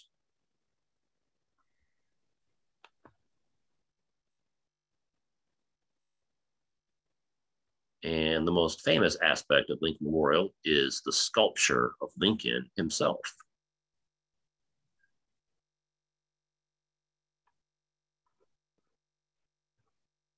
And it was dedicated on May 30th, 1922, so 100 years ago. It was a big turnout. It was one of the biggest events in Washington, D.C. history in terms of public attendance, was the dedication of the Lincoln Memorial. And nicely, that Lincoln's son, Robert, was able to attend the dedication. This is Abraham Lincoln's son, Robert. in attendance with William Taft and Warren Harding. And there's Robert Lincoln. Just FYI, continuing the discussion about Lincoln, Abraham Lincoln has no known living descendants. So here's Abraham Lincoln, the family tree. Here's Mary Todd. They had 4 sons. Robert Todd Lincoln got married to a woman named Mary Eunice. Then they had some children, but then eventually the Lincoln line, died out, so to speak. So Abraham Lincoln, unfortunately, has no living descendants. So if you meet someone at a party, they tell you they're Abraham Lincoln's great-great-grandchild, you can call their bluff on that. Lincoln Memorial is spectacular to see, regardless of the viewpoint or vantage point. And then some aspects. So sometimes when people go to the Lincoln Memorial, they walk around, they go inside, they check out the statue, they turn around and leave. And there's a lot of kind of different nuances to the memorial that some people might miss. So for instance, on either side, flanking the statue, they have Lincoln's 2 most famous speeches. So what are Lincoln's 2 most famous speeches? Most people probably guess that the Gettysburg Address is one of them. What's the other most famous Lincoln speech? And that would be his second inaugural address. The most famous speech was the Gettysburg Address. Gettysburg, just FYI, is 80 miles north of Washington, D.C. Lincoln went there to dedicate the cemetery several weeks after the battle took place. And that's where he ends up giving the Gettysburg Address on November 19th, 1863. It's considered his greatest speech. We're not going to read all that due to the sake of time. And then the other speech that they have is his second inaugural address, which many people consider to be his second best speech. Reason being is he really kind of lays out his vision of the Union coming together after the Civil War. Back at this point in time, presidents were inaugurated in early March as opposed to late January like they are now. So Lincoln's second inaugural address was March 4th, 1865. He was shot just a few weeks later on April 14th. And here's a quote from Lincoln's second inaugural address, one of the many quotes: "With malice toward none, with charity for all, with firmness in the right as God gives us to see the right, let us strive on to finish the work we are in, to bind up the nation's wounds, to care for him who shall have borne the battle and for his widow and his orphan, to do all which may achieve and cherish a just and lasting peace among ourselves and with all nations." So Lincoln really kind of talking very in terms of kind of reconciliation between the North and the South during his second inaugural address. And then people kind of wonder what would have happened had he not been killed, how things would have turned out differently after the Civil War, but unfortunately we'll never know. And so here is the copy or the version of his second inaugural address. And again, this is inside the Lincoln Memorial. It's right next to the statue. These are on either side. And the most famous aspect of the memorial is the statue itself. So let's talk about that. The designer of the sculpture was Daniel Chester French. He actually collaborated with a lot of projects with Bacon over the years. Here he is, Daniel Chester French. He's not a household name, but in terms of like art history context, he's a pretty famous American sculptor. This, of course, is his most famous work. He did some other things you might be familiar with, you might have seen. So this is the Minuteman sculpture. This is one of the most famous images of the American revolutionary artwork, say. And French designed this back in 1874 when he was a young man of only 24. And there's different copies of this statue in different places throughout the United States. So you may have seen this somewhere else. And that it frequently appears in different kind of contexts. So if you've seen this image before, which I'm guessing many of you had, the guy who designed the Abraham Lincoln statue also designed this. And if you've been to Harvard, Daniel Chester French also designed the famous statue of John Harvard. Funny that a good luck thing to do is to rub the foot of John Harvard. So you can see his shoe here is a different color. So that's another famous statue for our friends in New England. And then if you've been to New York City, the Customs House is one of the most famous buildings in New York City. And there's these sculptures on the outside called the Four Continents, America, which is pictured, and then also Europe, Africa, and Asia. And here's the four sculptures, and French also designed those. So kind of pointing these out to show that, oh yeah, I've seen some of these before. Yeah, that's the same guy that designed the Abraham Lincoln sculpture in Washington, D.C. He also designed the Republic in Jackson Park for our friends in Chicago.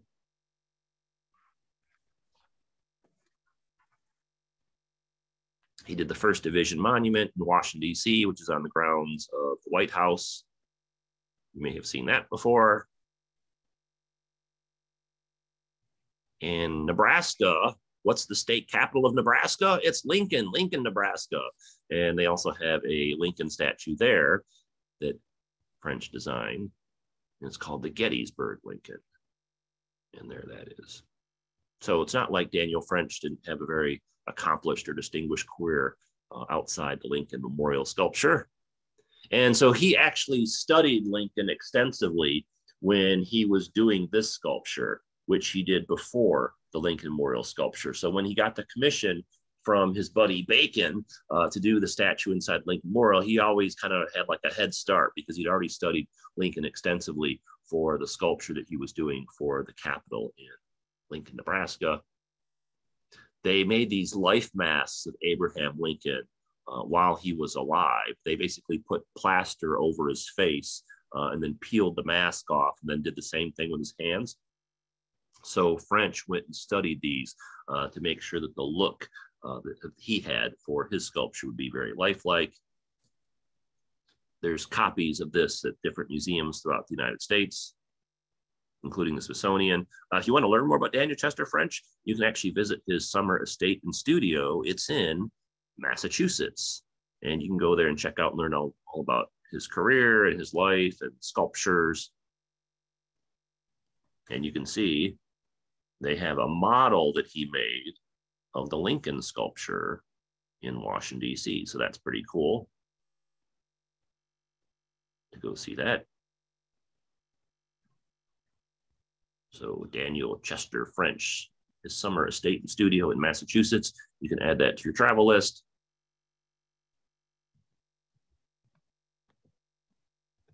He's born in 1850, so he was a man of 15 when Lincoln died. And of course, the Lincoln Memorial sculpture featured prominently in different media. And here it is. So we're getting into the home stretch of our program. The sculpture of Lincoln, he's sitting in a chair, and there's this item here. What is that? Well, that's the American flag. You can see the stars and stripes here if you look at the detail.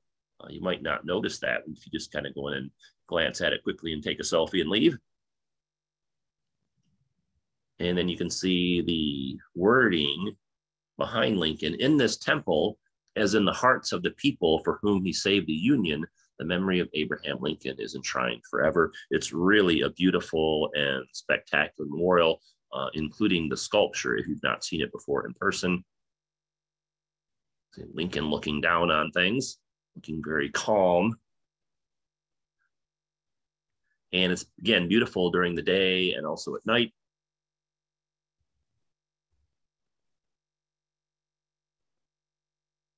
Some different views of that.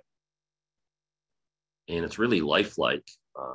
You can tell that when you're standing at it, but because it's high up, if you look at a photo of it like we're doing now, you can really appreciate the details. Like, for instance, like look at the fingernails, the indentations in the fingers and the hair, the beard.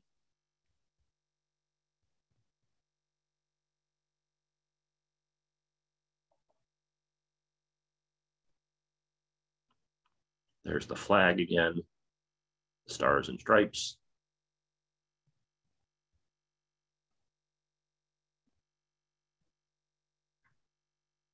And hey, guess what? Sometimes it actually gets dirty, so you have to clean it off. So people from the National Park Service go and periodically give the Lincoln statue and the whole entire memorial a cleaning. So they were doing it right before the anniversary. So we talked before, why was Lincoln considered our best president? He was the commander-in-chief during the Civil War. He led the enslaved to freedom. He helped preserve the Union. And then also just kind of his personality, et cetera, et cetera. And Lincoln Memorial. And as I mentioned, the Lincoln Memorial, it's not just a cool place to visit, it's also a great place to get engaged, because I asked my girlfriend at the time if she would marry me, hoping that Abe Lincoln would give me some good luck, and he did. She said yes. We got married. We've been together ever since. So if you're looking for a place to get engaged in Washington, D.C., I recommend going with the Lincoln Memorial, but that's just me. And if you are going to be visiting the memorial, some kind of suggestions, best to study up on Abraham Lincoln and the memorial beforehand, if you can. Look and learn for kind of like the symbolism, you know, like the flag and all the different kind of aspects as far as like his speeches and stuff. Visit at different times of the day or during different atmospheric effects. Make sure you take time to see the different components. And if you need an engagement in education, the Lincoln Memorial is a good place to go with. And then just FYI, if you're in Washington, D.C., or if you're going to be visiting and you want to learn more about Abraham Lincoln, what are some other things you can go see and do besides going to the Abraham Lincoln Memorial? Well, I made a list for you. So you can go check out at the Smithsonian American History Museum. They have 3 exhibits that relate pretty heavily to Lincoln. One is the American presidency. One is the First Ladies, which of course relates more to Mary Lincoln. And there's also an exhibit called America at War, which has a pretty extensive Civil War section. So you want to check that out. If you're into art, you can go to the Smithsonian National Portrait Gallery, which just so happens to also be the American Art Museum. And that's actually where Lincoln had his second inaugural ball. It's just a few blocks from Ford's Theater. And they have a collection of presidential portraits, and they also have a Civil War gallery. So you can check out a lot of stuff there. Lincoln's kind of summer home. They didn't have Camp David back then. So he went to a place called the Lincoln Cottage, which is a little bit north of Washington, D.C. It was kind of like his weekend retreat, so to speak. So you can check that out. Of course, you can go to Ford's Theater. If you get a chance, make sure you visit the White House. You can also go to the Capitol. And then in not too far distance from Washington, D.C., the Civil War battlefields that are most closely associated with Lincoln are Antietam and Getty, because of the connection with the Emancipation Proclamation. Gettysburg, because of the Gettysburg Address. And then you can also check out the John Wilkes Booth Escape Trail. And then, of course, the Lincoln Memorial. All right, so that's the end of that program. We're going to talk about some in-person stuff we're doing in just a minute. But before we do, Patty and Harry, anything to add about the Lincoln Memorial or Abraham Lincoln that we haven't discussed so far as we get ready to wrap things up for the night? One of your viewers keeps asking about are there stalactites and stalagmites in the basement of the Lincoln Memorial? And since I have no idea, I figured I'd throw that out to you. Harry, you're an expert on that. What's the story? Well, no, I haven't been down there, but apparently there was more of an underground section that they used to take people on tours of, but they closed it off. But apparently that's been reopened. And I don't think there's any of that stuff, but what there is down there is graffiti that was written by the guys who built the Lincoln Memorial. And people are interested in that, in seeing that.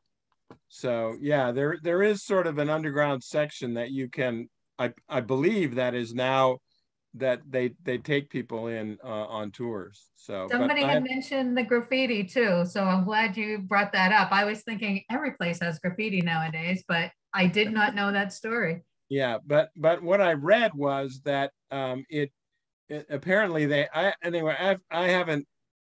I can't tell you from firsthand experience, but I do need to go back down there and check it out. So. Oh, somebody's writing something in the chat. Yes, okay, in the chat. Patty, were there any other interesting comments or questions of stuff that we didn't either get a chance to cover, or someone? Well, there was some discussion on how the Capitol came to be the capital, the city, and the disagreement that led to the irregular shape, but I'm not sure if that's something you want to go into right now. That's a story in and of itself, I think. Yeah, I can give a tour on that at some other point. Probably, Harry. Yeah, I bet you could do a good tour on that. So, Harry, what's your thoughts about the Lincoln Memorial? Well, one thing I wanted to throw in is that at the dedication 100 years ago, right? So Robert Lincoln was there. President Taft was the Chief Justice of the Supreme Court at the time. He was the head of the commission to build the memorial, and President Harding spoke. They also invited an African-American who was the head of the Tuskegee Institute, Robert Moton. And many African-Americans came to the dedication, but they were segregated in the back of the crowd. So they weren't allowed to, sit wherever they wanted. And you have to remember, this is 1922, so lots of Jim Crow laws are still in place throughout America. And Moton's speech was heavily edited. He wanted to talk about the fact that more progress needed to be made in terms of race relations, and they asked him to strike out that material at the dedication. So there was a dark side to the dedication. The other thing I wanted to mention, you showed a photo of Robert Lincoln. He loved the Lincoln Memorial. He really thought that French had done an incredible job in capturing his father's portrait in the sculpture. And when he would visit Washington, the story is that whenever he was in town, he would ask the driver to stop so he could get out and look at the Lincoln Memorial. Yeah, and I mean, think about how incredible his journey was from, being born and raised in Springfield. Then he moves to Washington, D.C. when his father becomes president. Then his dad's killed. And then he goes on to have a really long and distinguished career. And then so you got to kind of wonder, God, what emotions were going through him as he's sitting here as they're dedicating the Lincoln Memorial in 1922, all those years after his father was living in the White House. You can see an incredible amount of resemblance to his father too in this photo. Oh yeah. Mm-hmm. Oh yeah, definitely. Yeah. Yeah, he's buried in Arlington, where I do a lot of tours. So I've read quite a bit about. He has a fascinating life, but that's a whole nother. How did he end up becoming buried at Arlington as opposed to back in Springfield? Was it because he just hadn't really been in Springfield all that much since he left in childhood? No, there's a story. But that's a long story. Well, I can give you the short version. Everybody thought he was going to be buried. I think they even had a stone. I think there's even a stone with his name on it in there. But his wife was still alive, and when someone told her that because he had been Secretary of War and that he had served in the Union Army for a very short time at the very end of the war. I mean, he was at Appomattox with Grant and Lee. He could be buried in Arlington. And his wife thought that was a fantastic idea. And she wrote in a letter something like, well, he should have his own place in the sun or something like that. Now, nobody can claim that she ever said it or wrote it, but she had a very difficult time with his mother, with Mary. They tried to live together after they left the White House, and she had to leave. She couldn't handle living with Mary. And so there's some speculation that she realized that if he would be buried at Arlington, she wouldn't have to be buried in Springfield with her mother-in-law. So, but that's entirely speculation on my part. Now, I don't know this. You know more about him than I do. Was there ever talk about him running for president? Oh, yeah. The Republican Party asked him every 4 years if he would run for president. Now, he was Garfield's Secretary of War. He was on the train platform when Garfield was shot in Washington. And in 1881. Yeah. And he also served as the ambassador to Britain. And then he went on to a very long career with the Pullman Railroad Company. And he eventually, I think, became their CEO. of the Pullman Railroad Company. But he was constantly being battered by the public, by historians, by people that wanted him to talk about his father, and he spent his whole life trying to get away from, you know, people that were after him for something. So yeah. Yeah, they wanted to kind of get that, I don't know, keep alive that link or that memory or whatever, and have him kind of focus on that. He really wanted to kind of be his own man, right? Yeah, exactly. What about the memorial itself? Maybe for someone that hasn't been there, Harry, anything kind of stand out for you as far as the way it looks or way people experience it or anything like that? Maybe because I know we have a lot of people here that probably never seen the Lincoln Memorial in person. Yeah, I mean, it is, you know, for me, the idea that it was, of course, the neoclassical, you know, idea is big in Washington even now when they build new buildings. But you know, it is in the sort of style of a Greek temple, right? And if you think about Greece as the place where, you know, democracy was invented, of course, not the same democracy that we think about now, you know, it has sort of a very kind of profound, you know, feeling when you look at that and you think about, you know, here's the guy that saved, you know, American democracy. You know, I have a recollection of I think it was bringing my oldest daughter as I don't know, like a 10 or 11-year-old, and her looking up at the statue of Lincoln in just total amazement. That, you know, that was a very kind of memorable experience for me. Yeah, there's so many monuments, memorials in Washington, D.C., and a lot of them people really get, say, a personal connection to, like the Vietnam Memorial comes to mind. But I find this one interesting is because people seem really drawn to this one. And, you know, Lincoln's a figure that lived a long time ago. But people have much more, in my opinion, have much more kind of a, like when they come here, like, oh, okay, they've made the pilgrimage and they're actually seeing this in person. It seems like they have much more of like an impactful experience when they finally see this in person, much more so than many of the other monuments, memorials in Washington, which is really saying something because there are so many of them. But in my opinion, most of the ones that people seem connected to are kind of the ones maybe that more recent, like the Vietnam Memorial, the Korea or World War II, or Martin Luther King, whereas like if you go to historical context, the Lincoln one to me really stands out. Oh, and you did mention the Marian Anderson and Martin Luther King.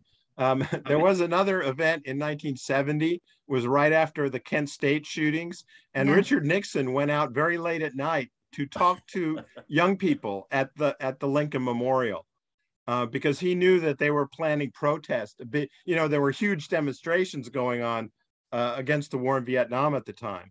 Yeah, the Secret Service was freaked out that he wanted to go there. They didn't want to go. That was I was tempted to include that, but it ended up on the cutting room floor. Maybe I should have. But that was one of the other sort of memorable events that happened at the Lincoln Memorial. Oh, yeah. Well, there's been a lot of, I mean, you could probably do a whole talk just on all the different interesting things that have happened at the Lincoln Memorial. I mean, it's a lot more than just the Martin Luther King speech and the Marian Anderson speech. And if you're not familiar with Washington, D.C., it's really kind of like a center, like staging point for different things that take place throughout the city, and not by accident, just because of the importance of the site. To go back to kind of these, photos of the Vietnam War protests and the different things like that taking place down there. You guys both have really beautiful, poignant personal connections to this monument. I love that photo of you and Michelle, and I love your story about your daughter, Harry. And I've been thinking while you were talking that we tend to call Washington the father of our country. And yet, in a lot of ways, Lincoln is really more the father figure type. Does that make sense, what I'm saying? I think in some ways he's a lot more approachable as a person than Washington. You know, Washington is really sort of the marble man, right? Whereas, you know, we have so much of Lincoln's writing. For instance, you know, Martha Washington burned all the letters, right? That George sent her. But with Lincoln, you know, we have huge volumes and volumes of, you know, Lincoln's writings, and I think he's much more approachable than Washington is, just as a person. Yeah, and the kind of guy you can sit down and have a beer with. Right, and your personal stories sort of indicate that. I mean, you didn't propose at the Washington Monument, Robert, and the story about your daughter I thought was beautiful, Harry. So I think there's a reason for that. Yes. So I do have a funny addition to this story, if you don't mind. So my wife and I, or my girlfriend at the time, we were actually living in Los Angeles where we met, and I'd lived in Washington, D.C. before, and we were talking about moving to Washington, D.C., and it was late at night, and it was our last night in D.C., and I wanted to take a Lincoln Memorial earlier, but we kind of got sidetracked on stuff. And by the time we got around to going, it was pouring down rain, and it was really late at night. It was like after 11, which we were on Los Angeles time, so it was really only after 8. But anyway, I drag her over there. She's kind of like, why is this guy taking me to Lincoln Memorial during this like crazy rainstorm? And then we got there and I asked her to, you know, if she wanted to get married. She said yes, but it was kind of a funny story, just the rainstorm, and we got delayed. And there was really hardly any people there because the weather was so bad. We really had to wait a minute to find someone to get a picture. But my wife actually doesn't like this photo because we're both drenched from walking through the storm. But anyway, that was the extra moment. But and then again, Harry, I don't know if you have any other places around the DC area that recommend people go visit if they want to learn more about Abraham Lincoln. I didn't include Arlington National Cemetery, but I do know that has a lot of Civil War connections associated with it. But any other kind of sites around the DC area that you recommend? No, your list is good. I mean, I think now it's been a few years since I've been to the cottage, but that's a really interesting place. They, like the tour that I did a few years ago, they talked about, you know, Lincoln spending time there. There's one famous story where Walt Whitman remembers seeing Lincoln riding on his horse, you know, going up to the cottage. Yeah, that's kind of an interesting place to go if people have a chance. All right. What about Patty? Any more? We're getting ready to wrap up in the next few minutes. No, this has been a beautiful program, though. I've been smiling throughout, and it's really nice that so many people have so many ways of relating to this monument. Like I said, he is really one of my favorite historical figures, and it has so much to do with everything about American history, I think. So yes, thank you so much, both of you, for all this time and effort. Oh, no, thank you for joining us. Let's see, hold on one second. I can pull up something. Bear with me for a moment.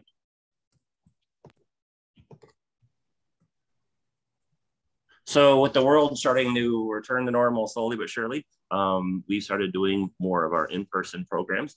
Harry hosts events in Washington, D.C. I do myself, but only when I'm in town, which unfortunately at the moment isn't a lot, but hopefully that'll change at some point in the future. So Harry, you have some things in person coming up in the near future. Tell us about those, if you don't mind. So on the 30th, which is this coming Saturday at Arlington National Cemetery in the morning, 10 a.m., I'm going to do a tour of Revolutionary War history at Arlington National Cemetery.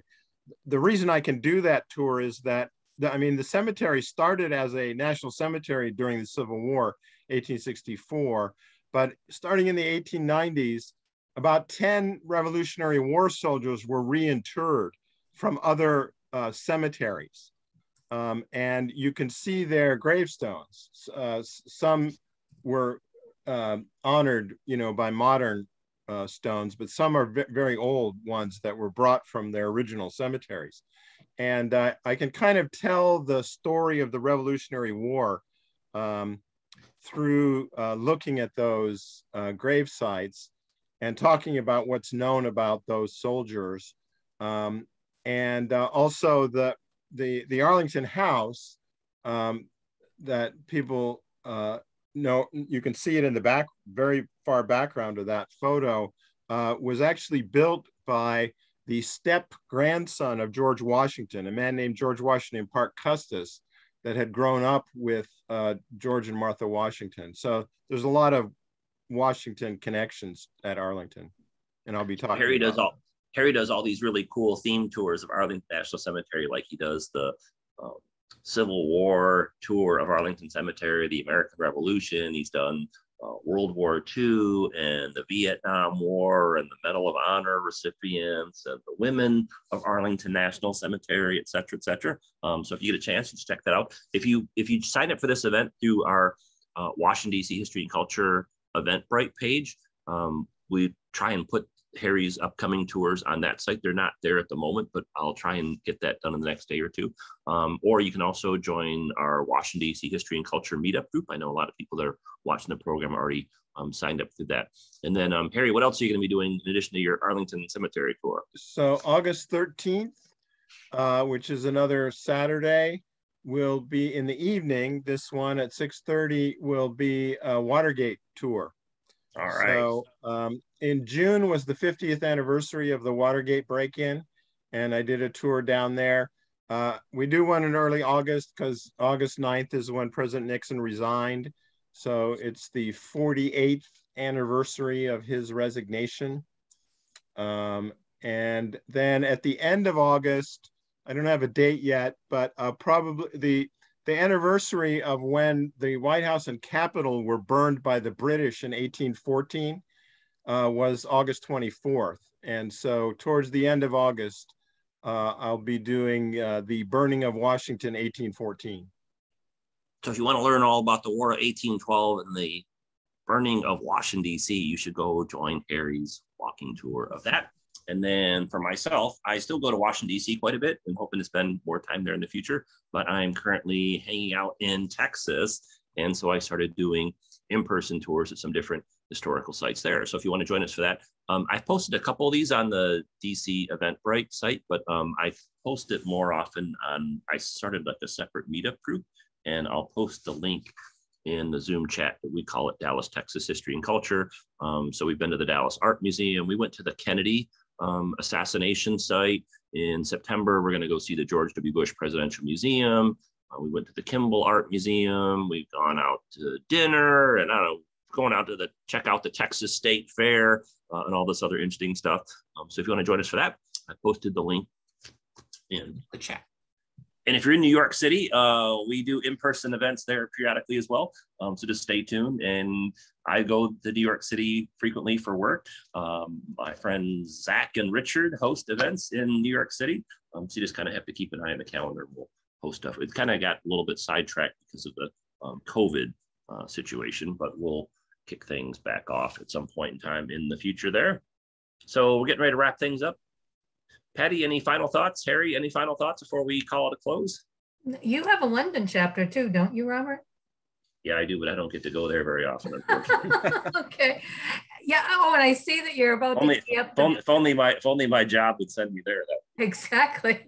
I see that you're about to cue up that music, and I did have a chance to look up. It's called Ashokan Farewell, written by I think Molly Mason in 1990 for the Ken. It was written specifically for the Ken Burns series, The Civil War, on PBS.